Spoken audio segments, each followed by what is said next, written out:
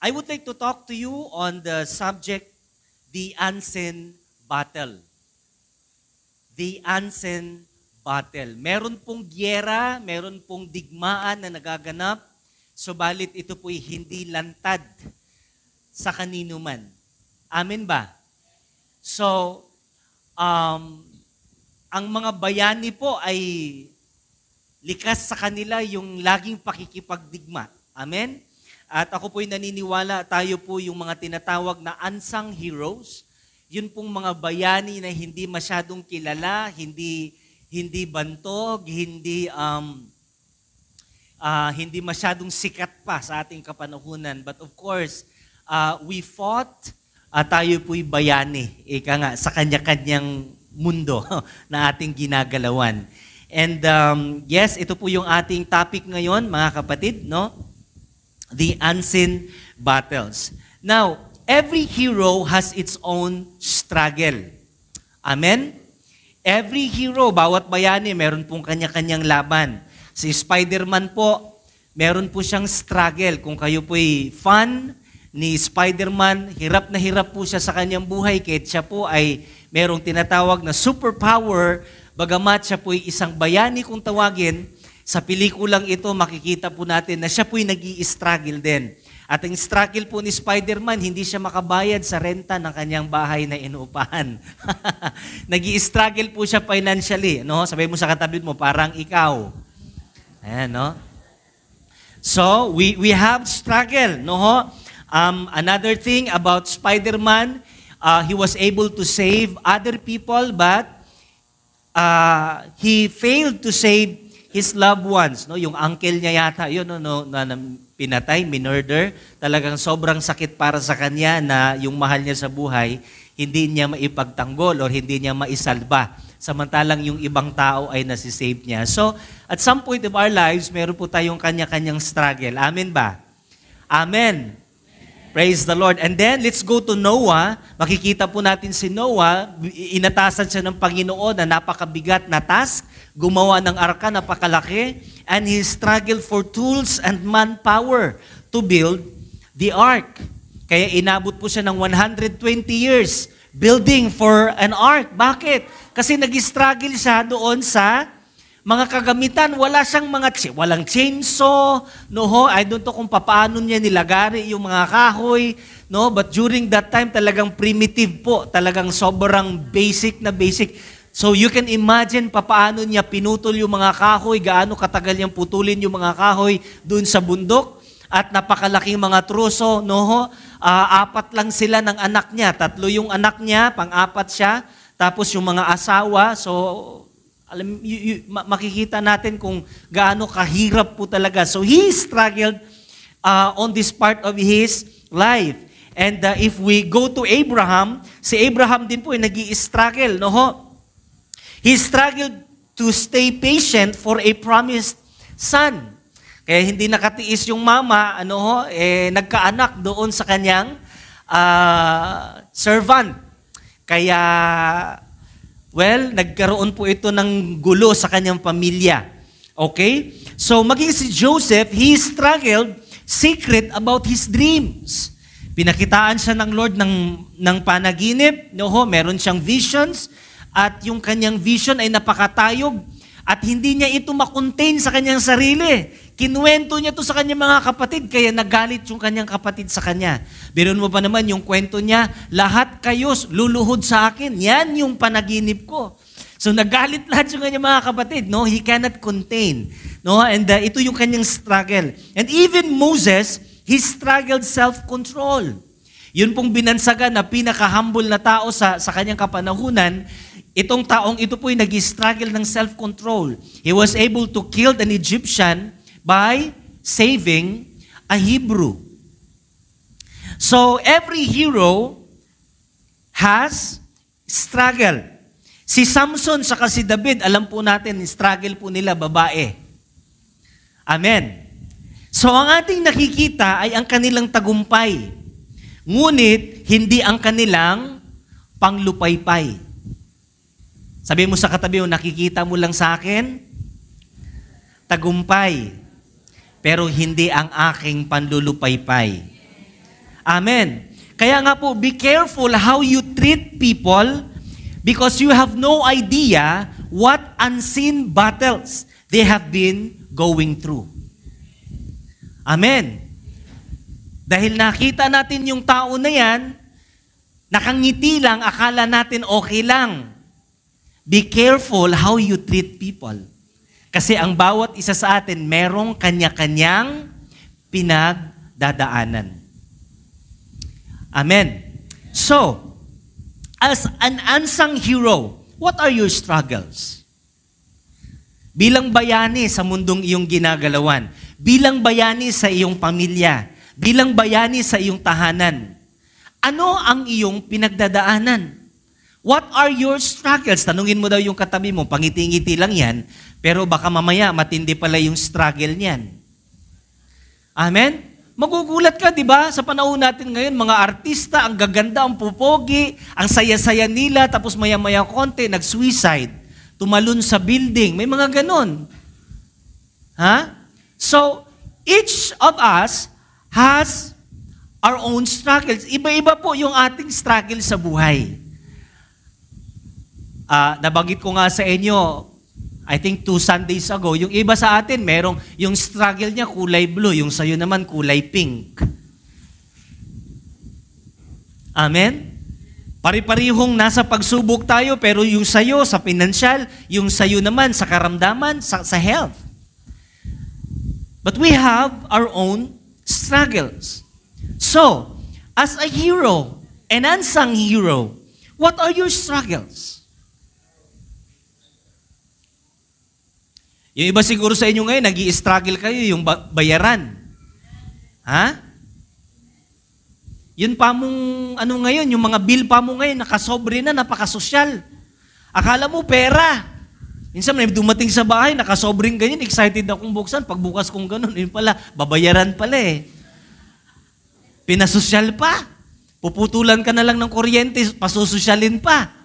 Amen. So, bawat isa sa atin, meron tayong kanya-kanyang struggle. Tinan mo yung katabi mo, ang pogi niyan, ang ganda. Pag kinapa mo yung bulsa niyan, baka naglakad lang pala yan papunta dito. Amen? Hindi natin alam. Amen ba? Ha? Yung isa pa, Starbucks, yun na pala yun, huling pera na pala yun. Para hindi lang mahalata. Ha? Dinaan lang sa Starbucks pero walang-wala na pala. Amen? So hindi natin alam eh. Ang nakikita lang natin yung panlabas, but we don't see the unseen battles. The silent battles that everyone is going through, hindi natin alam. Kaya be careful how you treat people.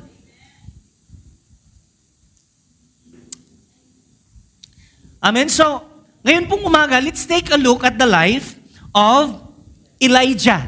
Paano nga ba itong hero? Alam niyo sa Old Testament, sa lahat po ng mga prophet, kasama po sa Big Three itong si Elijah. Kaya nakita ko sa mga matitinding bayani sa Biblia, kasaysayan, marapat-lapang nasilipin natin itong si Elijah kasi si Elijah, ito po yung kahit patay na siya, ang sundalong patay, napadpad sa kanyang buto. Patay na siya, matagal na siyang patay.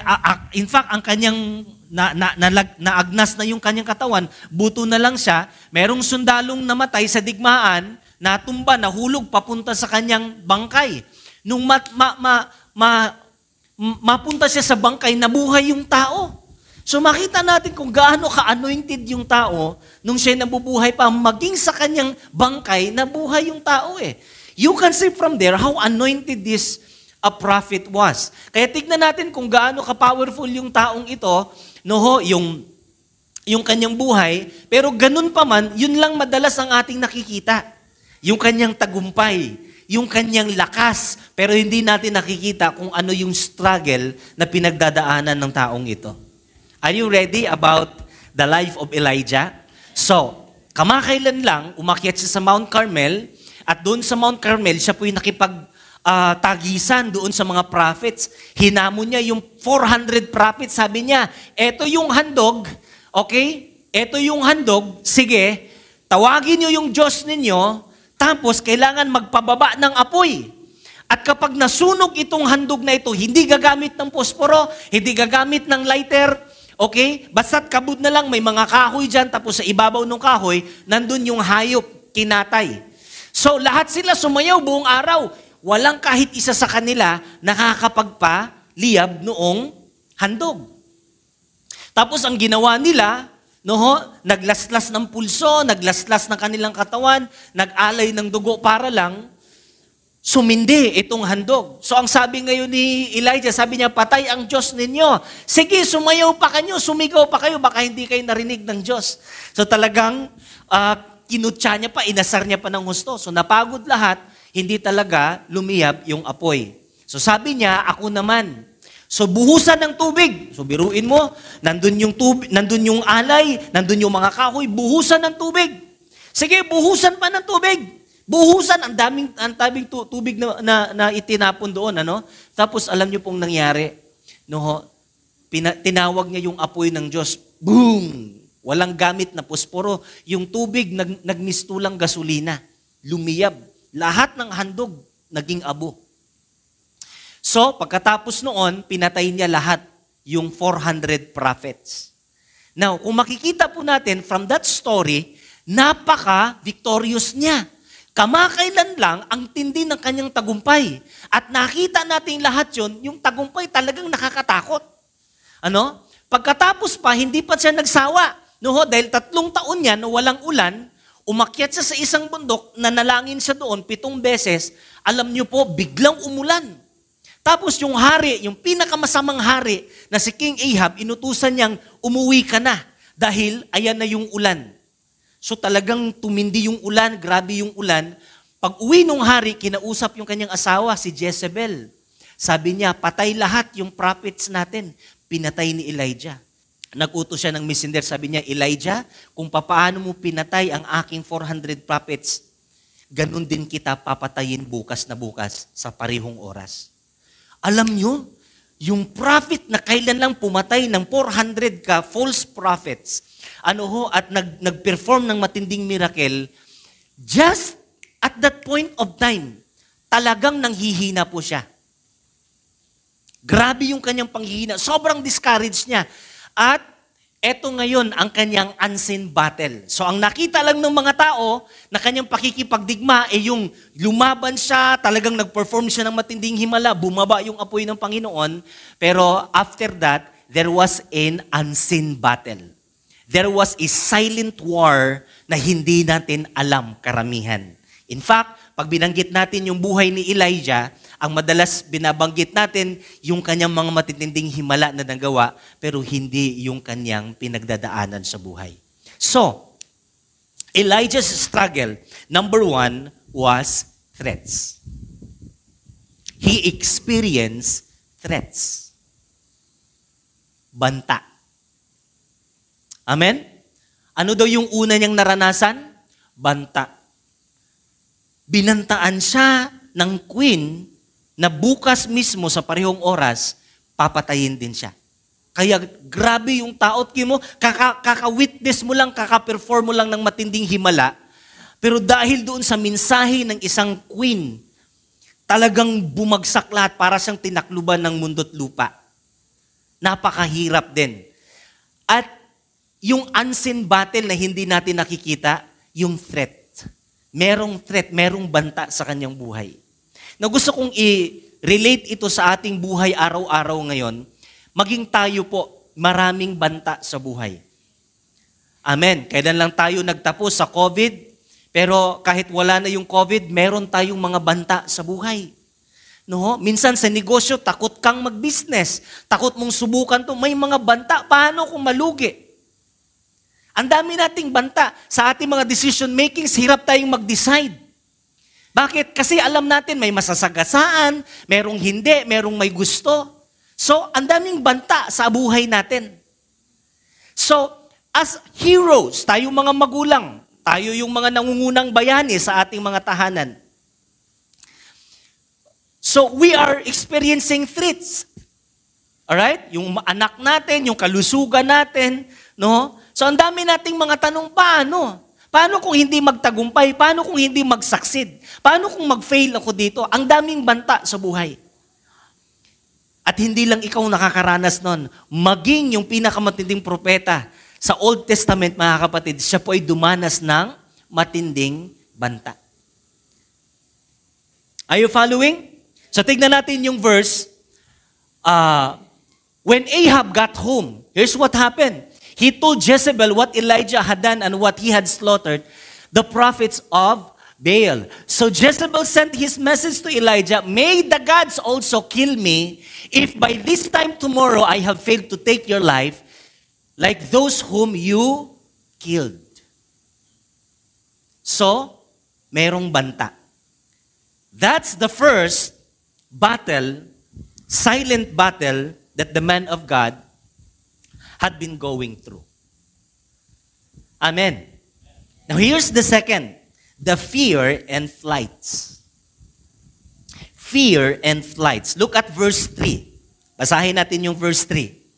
Elijah was afraid and fled for his life. He went to Beersheba, a town in Judah, and he left his servant there. Nakita niyo po yan? Merong fear and flights. I've seen with my eyes. Hindi naman ako katandaan, pero dahil maaga akong namulat sa ministry, nakita ko mga matitinding lingkod ng Diyos. Mga kakilala ko pa nga yung iba eh. Grabe kung mag-perform ng himala. Grabe kung mag-preach. Grabe kung paano ginamit ng Panginoon sa kanilang mga ministry. Pero mga kapatid, merong banta sa buhay, tumiklop. Nung pandemic lang, ilang pastor, ilang simbahan ang nagsarado. Because of fear, and because of that, merong flights. May nag-give up, may tumalikod. Amen. So, ito yung isa sa struggle na hindi natin alam pero pinagdadaanan ni Elijah. And maybe some of us right here, meron tayong fear and flights. Nasa punto ka ngayon ng buhay mo, takot na takot ka dahil sa mga banta. Dahil sa uncertainties na naranasan mo ngayon. And because of that, punong-puno ka na ng takot. Di mo alam gagawin mo, the next option or the easiest option is to give up. To go somewhere. Yun yung pinakamadali. Amen. Yung gi-give up ka, titigil mo na lang yung buhay mo. So, mga kapatid, ito yung pangalawa. These are the common response to give up, to give in. And, nangyari ba ito sa pinakamatinding propeta ng Diyos? Yes, it happened to him. Fear and flights. So, kahit gaano kakatinding bayani, kahit gaano ka-anointed, gaano kakalakas sa Panginoon, kapag tinamaan ka ng threats, the next thing will be fear and flights. Gi-give up. At yan ang pinakamadaling desisyon natin. Amen. Lalong-lalo na kapag buhay Kristiyano, ang mag-give up, yun yung pinakamadaling option. Now here's number 3, na unseen battle ni Elijah. Allies, insensitivity. Alam niyo kung ano ibig sabihin yan? Are you ready about this? Paki-next verse na lang. Elijah was afraid and fled for his life. He went to Beersheba, a town in Judah, and he left his servant there. Kaninong kagustuhan yan? Naiiwan yung servant niya. So meron siyang servant. It could be a disciple, it could be a follower, or it could be a colleague, kasamahan sa ministry. Are you following? Tapos, pagdating sa Beersheba, iniwan niya, dito ka na lang. Anong ginawa ng servant? Humindi o pumayag lang din?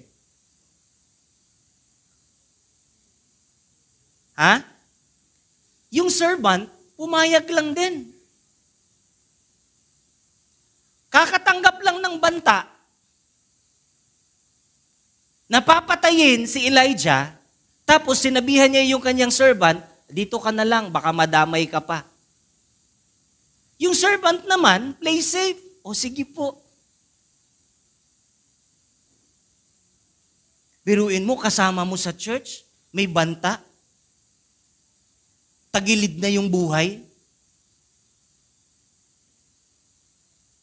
Minsan pinag-usapan namin mga leaders, yung kwento ni Onesiferos sa buhay ni Paul. Grabe yung Onesiferos na yun, na disciple ni Paul.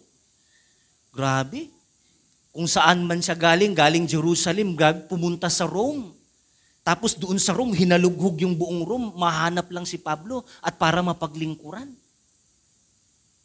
Mga kapatid, alam niyo, isa sa pinakamabigat na unseen battle sa buhay natin, may mga tao tayo somehow inaasahan natin . Hindi man ganun kataasan yung expectation natin sa kanila, pero dahil sa pinagsasamahan natin, meron tayong expectation that somehow, hindi lang doon sa for better, dapat doon sa for worse, sasama pa din sa'yo. Pero talagang merong allies in sensitivity. May tinuturing ka na alay na somehow man lang magkukusa ba? Hindi man kailangang makipaglaban, talikuran, back to back sa'yo, yung maramdaman mo lang nakasama mo siya sa gera. Nakasama mo sa panahon ng kahirapan. Na sa oras ng mga pagsubok, ramdam mo, nandyan siya. Hindi man sa harapan mo, nasa likuran mo. Amen ba? Pero di ba very frustrating on our part? Kasi somehow nag-i-expect ka . May relationship, may samahan na nangyayari . At kahit ilang beses na sabihin, kay Lord ka lang umasa, aasa at aasa ka sa tao. Kasi wala namang ibang gagamitin sa Lord, tao din. Pero minsan sa oras kung kailan ka umasa, doon ka iniwan. Allies in sensitivity.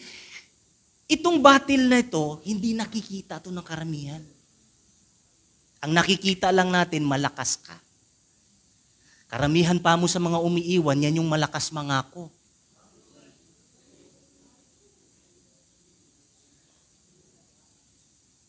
Amen. Kaya ko nasabi to, naranasan ko to. At kaya hindi nyo to mahirap maintindihan kasi naranasan nyo din. Amen. Bakit? Somehow we are the unsung heroes. Tayo yung mga bayani sa kanya-kanya nating mundo na hindi pa man tayo bantog, hindi man tayo kilala, pero somehow tumatayo tayong bayani sa ating pamilya, sa ating mga buhay-buhay. And this battle, unseen battle, is very common to us. Yung kasabihan, pag may pera ka, ang daming makikikamag-anak. Pag bedridden ka na, walang ni isa, papasyal sa'yo. Naalala ko long time ago . May isang kapatid tayo dito, Pastor, tulungan mo ako pag-pray natin yung magulang ko nasa ospital. Pinag-pray namin sa ospital.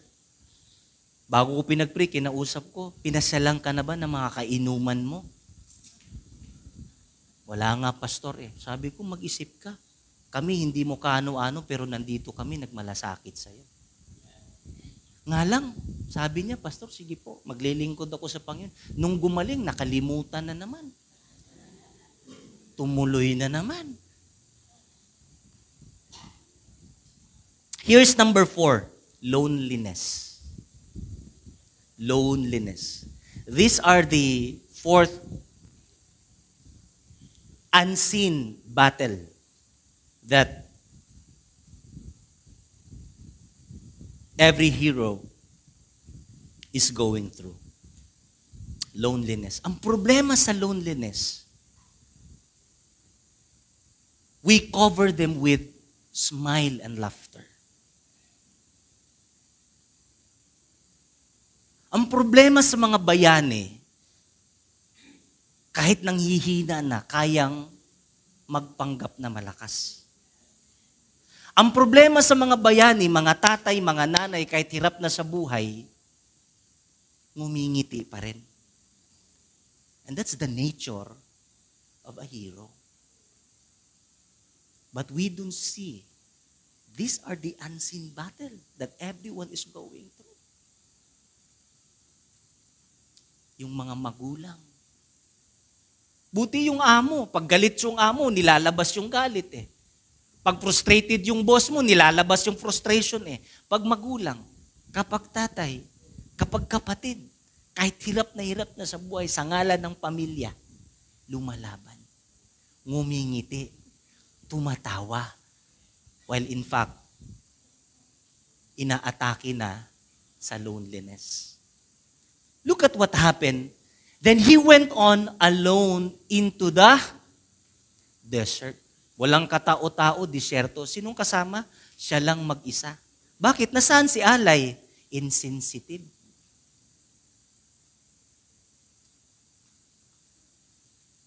Mga kapatid, no? Nakita nyo yan? At marami sa atin nakakaranas nito. Loneliness. Alone, you are facing that kind of battle.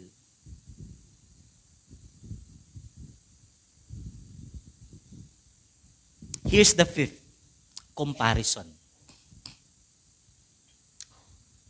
Alam nyo, ang hirap nito, itong struggle na to, itong battle na to, yung comparison. Anong sabi niya? Then he went on alone into the desert, traveling all day. He sat down under a solitary broom tree and prayed that he might die. I have had enough, Lord, he said, take my life, for I am no better than my ancestors. Dalawang bagay sa comparison. Number one, yung ibang tao ikukumpara ka. Isa sa pinakamasaklap yung ganito. Bakit? Yung ikukumpara tayo ba? Lalo tayong mga magulang, no? Buti pa sila. Nabibili lahat ng gusto tayo.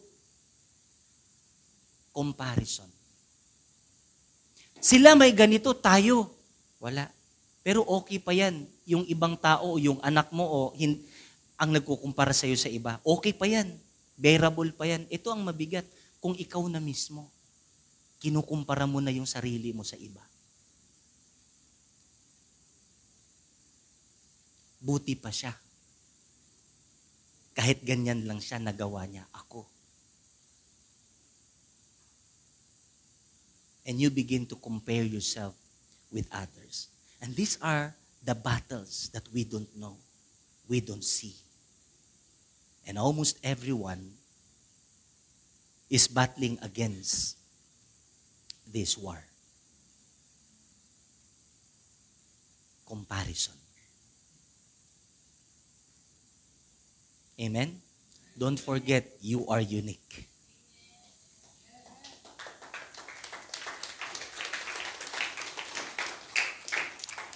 Hallelujah. Bibilisan ko lang kasi parang lumulungkot kayo eh. Eto, pang-anim, wanting to die. Nagulat ako. Lumabas sa pag-aaral, mas maraming mga pastor gustong, kung hindi lang kasalanan yung magkumitil sa buhay, mas marami. In fact, mas marami na mga lingkod sa Diyos. Mga Kristiyano, mga katulad natin, na gusto na lang, kung hindi lang kasalanan yung tapusin mo yung buhay mo, ba'y tatapusin nila. So, mga kapatid, ito yung pinaka-worst na battle na pwedeng danasin ng isang tao, yung pong gusto nang mamatay. Nga lang, medyo maarte yung karakter sa Bible kasi gusto siyang patayin ni Jezebel, ayaw niya. Pero, sabi niya kay Lord, gusto ko nang mamatay. Gusto niya na palang mamatay, tinakasan niya si Jezebel na gusto siyang patayin. Sabi mo sa katabi mo, ganyang kakaarte.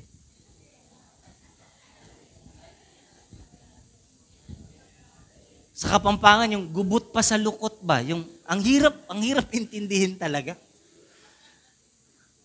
Kauihan, kaartihan. Ayan. Nasa iyo na ang lahat. Sabihin mo, nasa iyo na ang lahat. Pero totoo ba? Na minsan, itong mga laban sa buhay na ito, no? Ito yung tayo lang nakakakita. Tayo lang. So, how do you win the invisible war? Paano natin ipagtatagumpay itong silent war na ito? How do you win? Paano natin i-conquer? Paano tayo magtagumpay sa gera na ito? Are you ready about this? Ano yung gera natin? Yung 6? Threats, fear and flights, allies insensitivity, loneliness, comparison, wanting to die. Ito yung unseen battle ng bawat bayani, bawat isa sa atin. And I believe, hindi man ganun kalalim, hindi man ganun ang degree ng kinakaharap ninyo ngayon, but I believe some of us right now, we are on this point, no? Ng buhay natin na talagang nakikipaglaban tayo sa ganitong digmaan. So, how do you win this silent war or invisible war? Let me give you 3 things. Number 1, recover your strength. By any means, you have to recover your strength. At yung kalakasan na yan, hindi lang yan yung physical na kalakasan, kundi yung spiritual na kalakasan. Moral na kalakasan. You have to recover it. Pag hindi mo ma-recover yon, tuloy-tuloy na yan.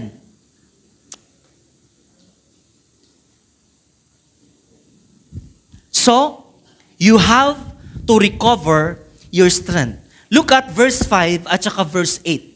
Then he lay down and slept under the broom tree, but as he was sleeping, an angel touched him and told him, "Get up and eat." Mga kapatid, how do you recover your strength? Ha? Bible na yung nagsabi, number 1, tulog. Hindi masamang matulog. Alam nyo ba ang gamot sa pagod? Tulog lang naman eh. Yung kain nakakatulong din, pero pagkapagod ka, tulog lang. Itulog mo lang, pagising mo, malakas ka na eh. Pero yung gutom, itulog mo man ng itulog, pagising mo, gutom pa rin. Kaya ang reseta ng Bible ito, if you are losing strength, nanghihina ka, tulog. Hindi Netflix. Hindi Facebook. Tulog. Amen. Tulog. Amen ba mga kapatid? Hindi masamang matulog. Wag lang puro tulog. May time you have to recover your strength. You have to sleep. And then pangalawa, ano sabi dito? So he ate and drank. Amen. Hindi masama kung meron kang kakain ka, i-treat mo yung sarili mo.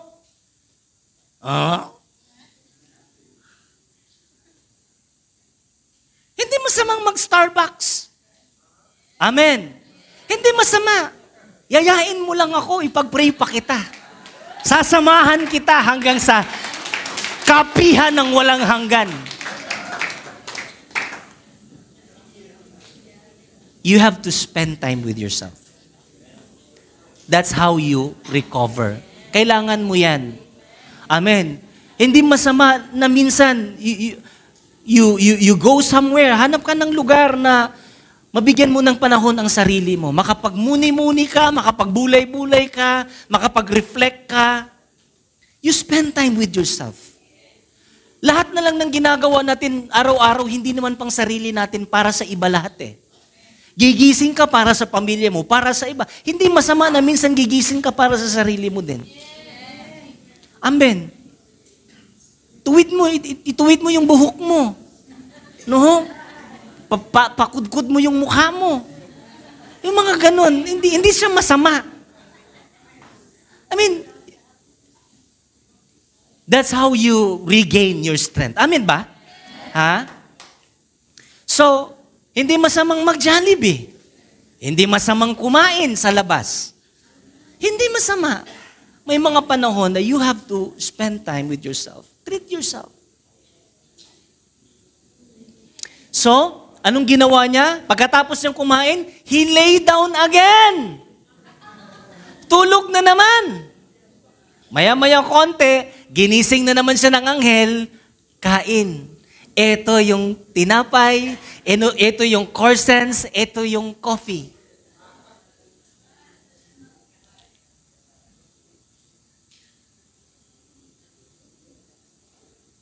Alam ni Lord yung kailangan natin. So, the first thing is to recover your strength. Let God take care of you. And the best place to rest is in the presence of God. Amen? Hanap ka ng lugar kung saan doon mo ma-meet si Lord.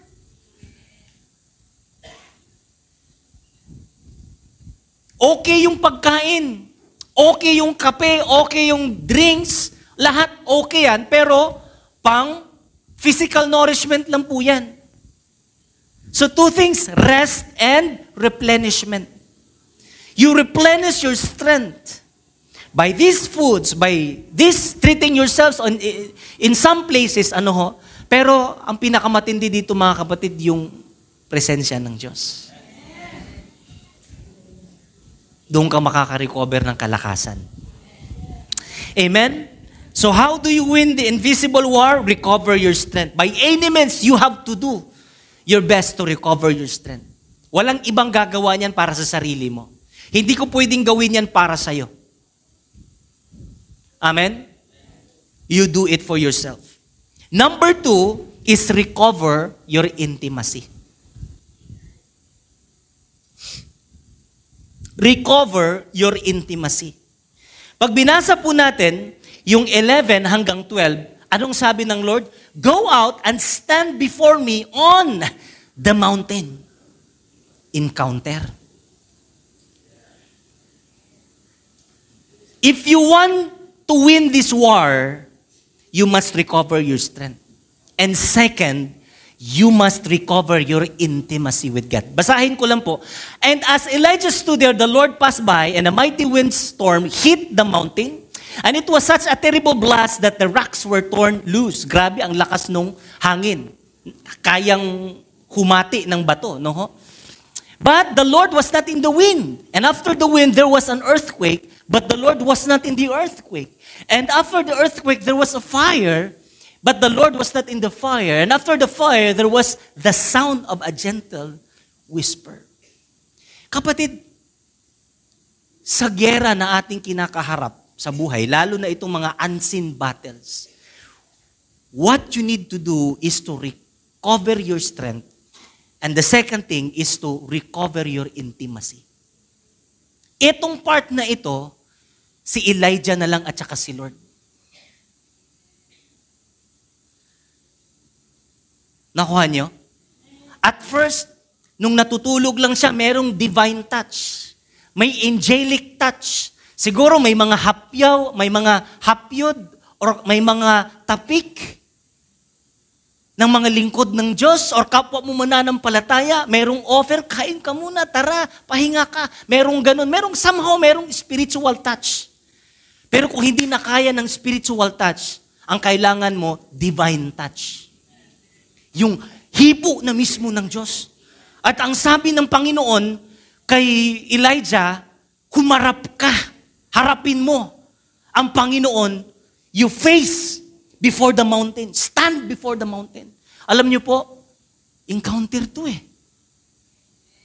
You have to encounter God in a different way. Na-encounter mo na si Lord, pero merong tinatawag na re-encountering God.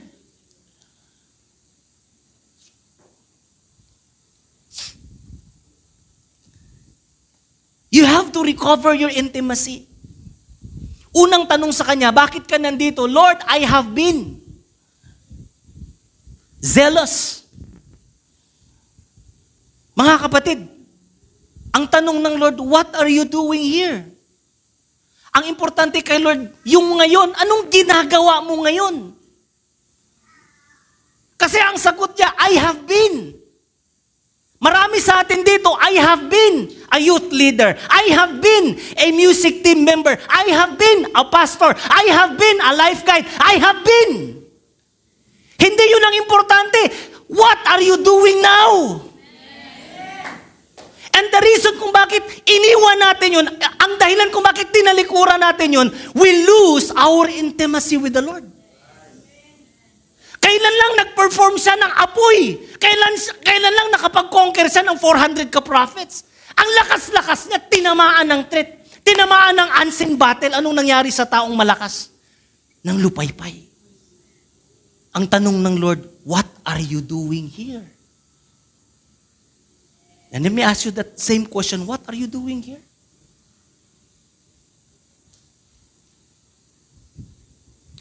Don't perform your ministry out of responsibility. But it should be out of intimacy. Ang ministry natin, magagawa mo kahit walang intimacy, pero mabigat. Yes. Yung pagiging life guide, ang hirap nun. Lalong-lalo na kapag wasak na yung intimacy. Pag sinabi nating intimacy, yung relationship mo kay Lord. Kasi hindi batayan yung ginawa mo nung nakaraan. Para i-credit yung ngayon. Yung nakaraan. Yes, nakapagpatumba ka ng 400 prophets. Yes, natalo mo sila. Yes, nakapag-perform ka ng miracle, signs and wonders. Nga lang tapos na yun eh. Yung ngayon, kumusta ka? Amen pa ba? Kaya nga ang sabi ni Pablo, ang daming nagpasimula eh. Hindi lahat nagtapos. Sa totoo lang, hindi tayo magtatagal sa ministry bilang mga bayani. Sa ating pananampalataya, hindi tayo magtatagal sa ministry kung walang intimacy. Lagi kong tinatandaan, sabi ng aking professor sa Bible School, at least man lang malagpasan nyo yung 5 years time sa ministry. 5 years time sa marriage life. Pag nalagpasan nyo yung 5 years na yan, sa ministry man o sa marriage life o sa negosyo man, kahit papaano, unti-unti nyo nang makonquer lahat ng mga paparating. Totoo nga. Ang dami kong kasabayan sa ministry. Of course, tayo, grace lang naman talaga ni Lord, ano? Pero hindi talaga umabot ng 5 years. Alam nyo, nakita ko, sa ministry, mahirap talaga eh. Sa paglilingkod natin sa Panginoon, may mga hamon din talaga eh. Yes. Sa negosyo nyo, may mga hamon talaga. Sa buhay mag-asawa, may hamon talaga yan eh. Lahat may challenge talaga, may unseen battle dyan eh. Pero mga kapatid, alam nyo, magagawa mo yung imposible kapag intact yung relasyon mo sa Panginoon. Magagawa mo ng madali, ng magaan, ng nakangiti, ng bukal sa puso ang pinapagawa ng Diyos sa buhay mo kapag intact pa ang ministry. How to know that a person has broken his intimacy with the Lord? The moment na nakakaramdam ka na ng pagod. Because ministry should be the lifter of your life. Ang ministry dapat nagpapagaan sa buhay. Hindi dapat nagpapabigat sa buhay mo. The moment na ang tingin mo sa ministry, pabigat na sa buhay mo, you have problem not with ministry, but you have problem with intimacy. Your problem is not ministry. Your problem is intimacy. The moment na makikita mo, the moment na makikita na lang natin ang mali ng iba, hindi problema ang mali ng iba, ang problema mo, intimacy with the Lord. Kaya lahat ng madali, maging mahirap na sa atin eh. Posible naman, nagiging imposible na sa atin eh. Nung nagsimula ka, nung ma-encounter mo si Lord, di mo naranasan yan. Di mo nakikita yan. Bakit? May intimacy. Nung nagkiligan pa lang kayo ng boyfriend sa girlfriend mo, naging asawa mo na. Come on. Nung nagkiligan, nagligawan kayo, di mo nakikita yung masamang ugali eh. Pero nandun na talaga yon. Di mo lang tinignan. Kahit nakita mo na cute pa rin sa'yo. Cute na cute ka. Hindi dumarating sa usapan, late lagi sa usapan, sa date ninyo. Minsan biglang nagka-cancel ng date, cute na cute ka pa rin. Bakit? Mahal mo kasi, may intimacy pa kasi eh. Come on! Come on! Come on! O ngayon, nagtagal ka sa Panginoon, nawala yung intimacy. Ultimong life group, hirap na hirap ka. Ultimong Sunday service, hirap kang dumating ng tamang oras. Hindi issue dyan yung kabisihan. Ang issue dito, intimacy.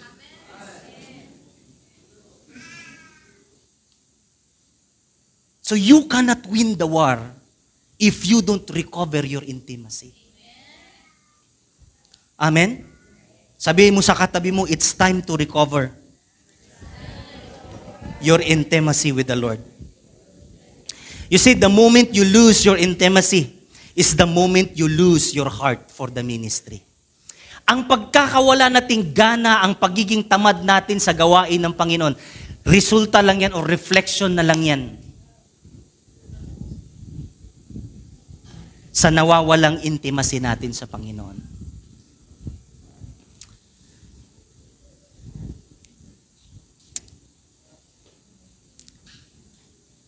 Are you learning? Here's number 3. Recover your purpose. Recover your strength. Recover your intimacy. And then finally, recover your purpose. Look at verse 13 and 14. When Elijah heard it, he pulled his cloak over his face and went out and stood at the mouth of the cave. Then a voice said to him for the second time, "What are you doing here?"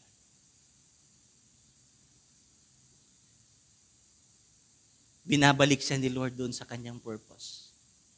Ano yung sabi niya? I have been very zealous for the Lord.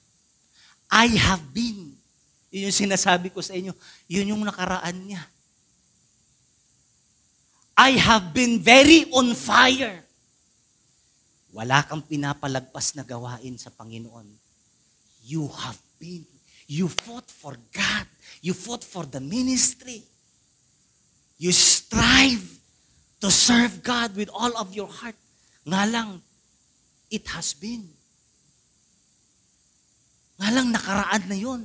Yung ngayon ang tinatanong ng Panginoon, what are you doing here? He's dealing about our mission, our purpose. What are you doing? Right now, what are you doing?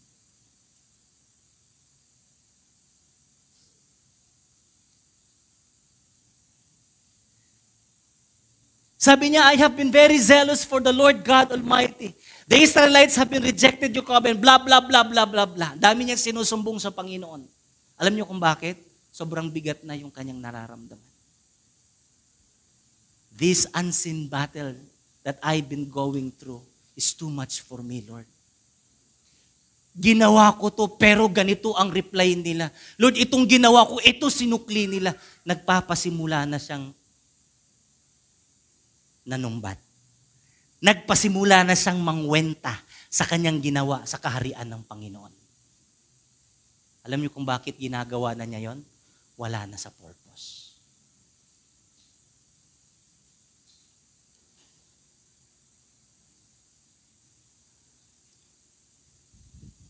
Tingnan mo yung tao. Sabi niya, and put your prophets to death with the sword. I am the only one left. Is it true? No. Hindi totoo yan. Ang sabi ng Lord, meron pang 7,000 ka-prophets na hindi pa lumuhod kay Baal. Anong sabi niya? Siya na lang daw natira. Alam mo, pagka ganun na yung mga linya natin, selfishness na yan eh. Kapag ganun na yung mga tabas ng ating pananalita, puro sarili na, paano ako? Paano siya? Paano? Mga ganun na. Ito ginawa ko, pero baliwala lahat. Alam mo, pagka ganun na yung mga tabas ng pananalita natin, nasabi lang natin yan kasi lumihis na tayo sa purpose. Kasi kapag purpose kasi ang topic, puro kingdom ni Lord yan. Puro kingdom ni Lord. Puro para kay Lord. Hindi mo na halos mababanggit kung anong ginagawa mo. Mabibisi kakabilang yung magagawa natin para sa kaharian ng Diyos. Pero pag wala na tayo sa purpose, kung anong sasabihin natin. Kung anong mali ng ibang tao ang nakikita natin. And it's easy for us to discover what's wrong with other people than to discover what's wrong within us.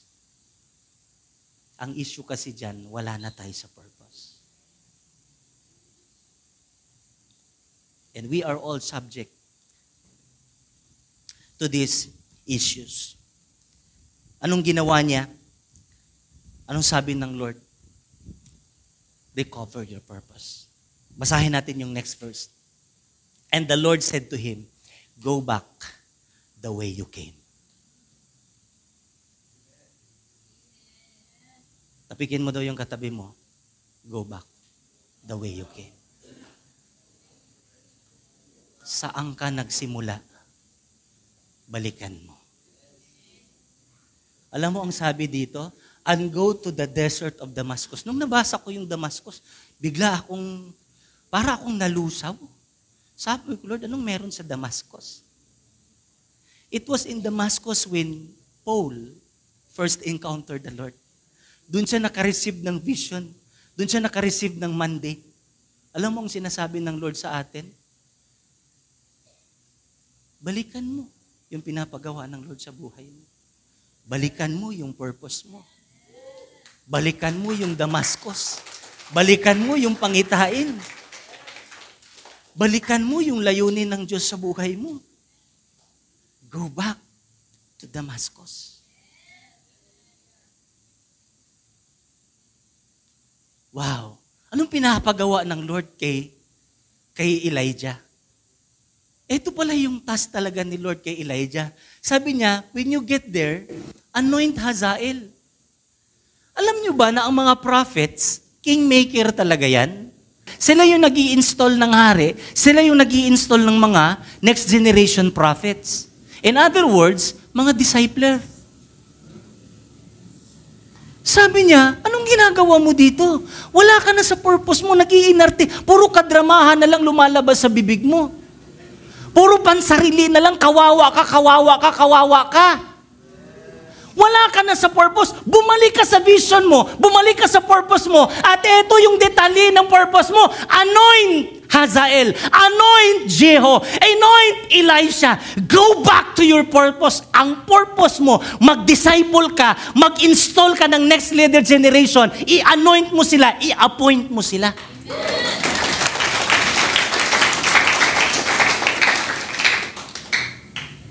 Hanggang kailan tayo mananatili sa kadramahan? Hanggang kailan tayo mananatili sa kinawawa ako? Ginaganito lang nila ako. Yan yung sumbong ni Elijah kay Lord. Anong sagot ni Lord? Oo, kawawa ka. Ganun ba? Hayaan mo sila, ako nang ginanon ba siya? Hindi. Kaya mali ang ating namumutawi kasi wala na tayo sa purpose. Kapatid, sabi niya, anoint Hazael, anoint Jeho, anoint Elisha. Kaysa magdrama ka dyan, humayo ka at gawin mo ang pinapagawa ko sa iyo. Hallelujah! Palakpakan natin ang Panginoon. Anong nangyari sa passage na ito? He got a word. When you encounter God one more time, don't forget to receive a word from the Lord. Amen? Get instruction. Get back to your purpose. Every passion without a purpose is dangerous. Alam niyo yung passion? Fire, apoy. Ang apoy na walang purpose, yung lagayan ng apoy, delikado, nakakapaso. Amen? So, meron tayong passion. So, itong pinapagawa ng Lord sa atin, go back the way you came and anoint and appoint. Go back the way you came, anoint and appoint. Bago ako magtapos, gusto ko lang i-recap sa inyo yung 6 na unseen battles. And then meron akong idadagdag na isa. These are the unseen battles that we are going through. Amen? Number 1, threats. Number 2, fears and flights. Number 3, allies in sensitivity. Number 4, loneliness. Number 5, comparison. Number 6, wanting to die. Etong pang-7, pretending. Alam niyo mga kapatid, you cannot recover your strength. God cannot restore you if you are pretending. God cannot restore our intimacy with the Lord if we are pretentious or pretending. God cannot reinstall our purpose if we are pretending. Kaya ang hamon ng Panginoon sa atin, lapit tayo sa Kanya kung sino man tayo. Why? God cannot bless those who are pretending. Kaya nga nung hinipo ng babae yung laylayan ni Jesus, lumingon si Jesus eh. Because He cannot bless pretenders. You have to face before the Lord. Yan yung instruction niya. Stand up and face before God in that mountain. Tayo pong lahat ay tumayo. Kung alam mong basag yung puso mo, magpakatotoo ka sa Diyos. Kung alam mo, ramdam mo, malayo ka na sa Panginoon, walang masama kung lumapit tayo sa Kanya muli at magpapakumbaba. Lord, I want to recover my strength. Hindi man akong makakaalam dyan eh. Ikaw lang ang nakakaalam. Kung alam mong lumalayo ka. Alam mo ang problema sa ating mga bayani, mga Kristiyanong bayani, kahit ang layo-layo na natin sa Panginoon, tatadtarin natin ng post ng memory verse yung ating Facebook araw-araw. Magmukha lang tayong dikit kay Lord. But we cannot fool God. We cannot fool ourselves. And just like Elijah, naglabas siya ng saloobin sa Panginoon. Sabi niya, Lord, ito yung aking buhay ngayon. Ang dami kong ginawa sa nakaraan, nabaliwala ng mga tao. Nasaktan ako. And just like Elisha, nasasaktan din tayo. Nang lupaypay din tayo. Nang hihina din tayo. But how many of you understand and believe that today, ibabalik ng Lord ang kalakasan mo? Ibabalik ka ng Lord sa puso niya. Ilalapit ka ng Panginoong muli. I-restore ng Lord ang intimacy natin. Higit sa lahat, lalabas tayo sa lugar na ito. Bitbit natin muli ang purpose na pinapagawa ng Lord sa ating mga buhay. Amen? Amen? And if you are that person, I want you to come here in the front. Lapit tayo sa Panginoon. Kailangan mo ng recovery. Just be honest before God. Amen? Just come here. No, para lang to sa mga napagod na, nasaktan na. Para lang to sa mga honest. And if you think you are strong, you are okay, it's up to you. But for those of you that you are struggling, meron kang unseen battle, na lang di mo alam kung paano mo ito mapagtagumpayan, I think the best thing we can do right now is to come before the Lord. Amen? Amen? Hindi ko man isa-isahin yung unseen battle natin eh. Hindi ko man kaya din. Kahit maging ako, meron din akong unseen battle. Nauna lang akong nakipag-enkwentro kay Lord. Pero ngayong umaga, nandito si Lord. Ramdam ni Lord yung bigat na dinadala mo. Ramdam ni Lord yung sakit na nararanasan mo. The pain that you have been going through is true. It's real. And God wants to restore you today.